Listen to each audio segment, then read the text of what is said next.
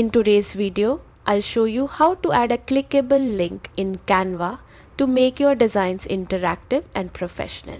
First, open your Canva project and select the text you want to link.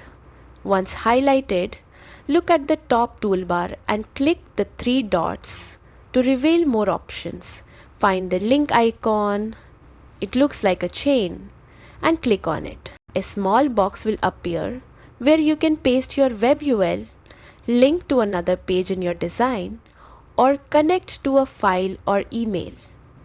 After entering the link, click Done to save it. Finally, test your link by downloading the design or using Canva's presentation mode. Click on the text and it should take you to the right destination. And that's it. Adding links in Canva is that simple, making your presentations, documents, or marketing materials interactive and professional.